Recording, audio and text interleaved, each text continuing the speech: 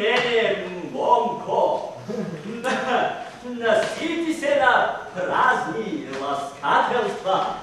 Послуша ме! Ама късно.